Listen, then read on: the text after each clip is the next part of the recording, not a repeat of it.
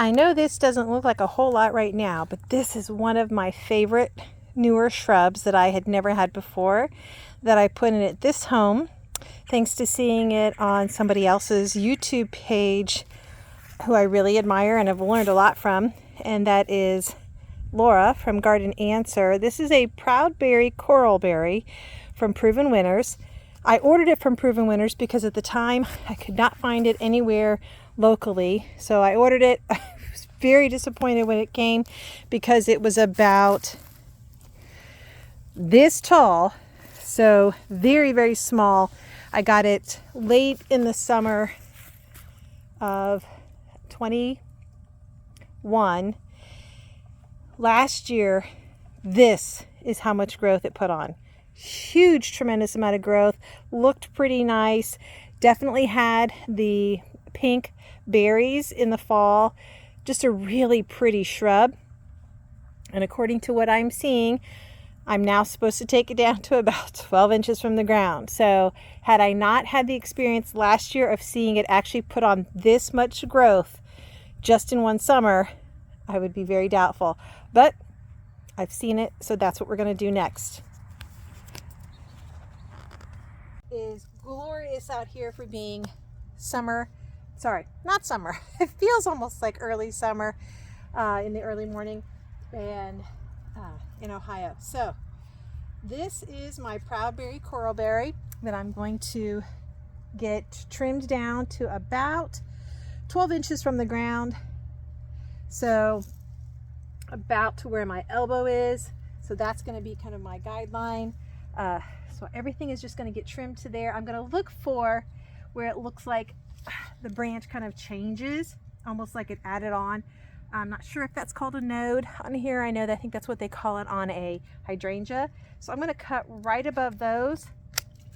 And you want to make sure that your pruners are sharp for this. And if I get to some of the branches here that are a little more hefty, I may get out my ratcheting action ones. Okay, let's keep going now, and I'm going to just go at it and get everything off to about this height, and I'll speed this next part up, and then we'll see what it looks like at the end.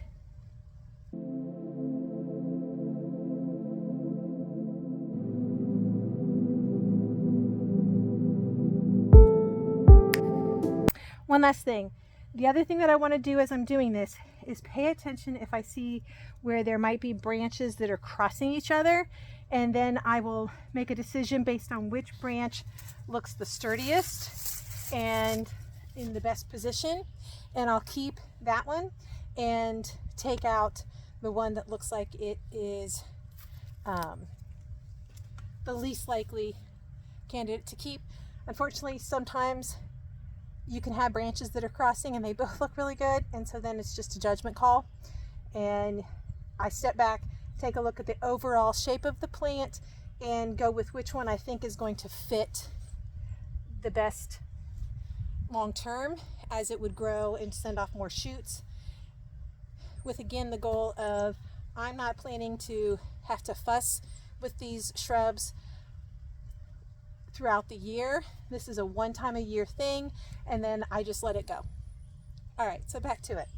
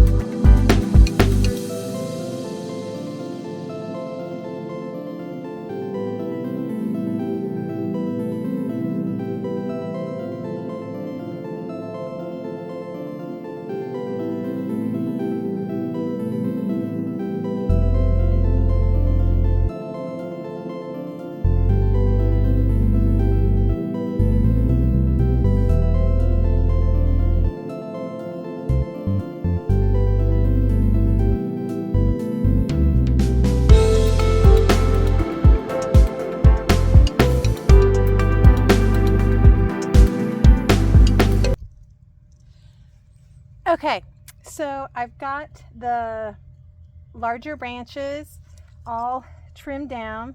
I hope I'm trimming it down enough. It just kills me to take that much off. But now I'm looking for things that are maybe weaker branches, very spindly, and things that are crisscrossing here in the middle. I find that it's easier to get those big ones out of the way first, get any of these leaves that have collected up through the winter and or that didn't get out in the fall when I used my fun new toy last year. I have a leaf blower. It's so fun. Anyways, I'll show you that this fall. So I think at this point now what I'm going to do is go in here and tidy and look for things that are crisscrossing, that are rubbing, because one, if you've got a lot of little bitty things in here, that does not allow for good airflow, and you don't want your plant to be too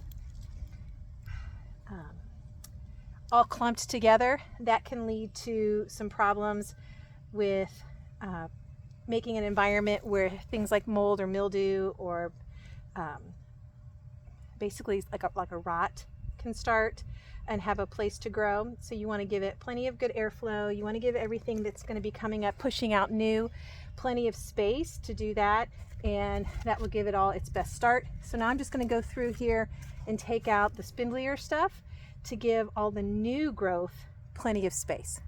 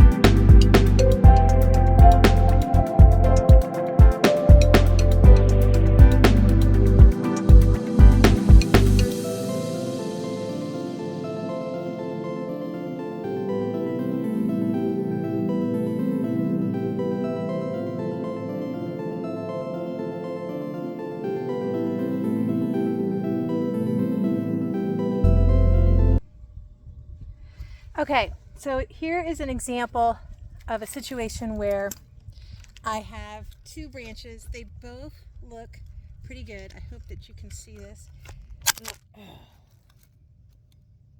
Technical difficulties. Sorry for the sniffle. So right here you can see I've got these two branches that are about the same size.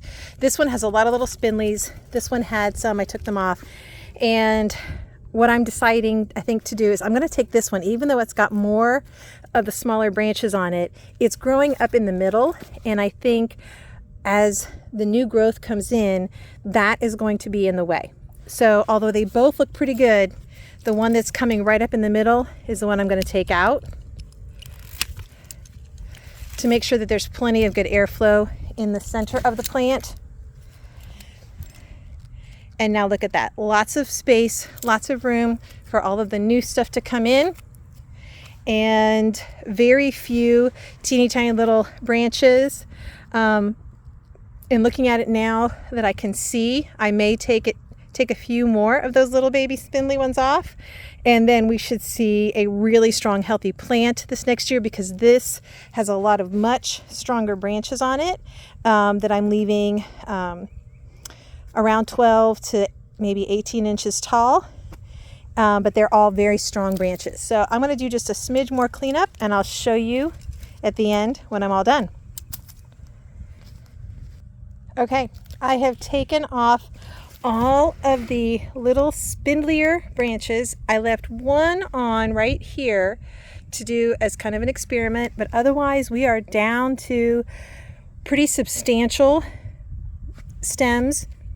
And my hope is that with that, and my hope is that the logic, and I need to do some more research on this type of shrub, is that by getting this down to very sturdy branches, any of the new growth that it pushes out this year, instead of coming out on these little insubstantial twigs and possibly weighing things down, it's going to come out on these very sturdy branches, and that next year all of the new growth that pushes out in the spring from these sturdy branches will then be providing me with an even fuller plant next year.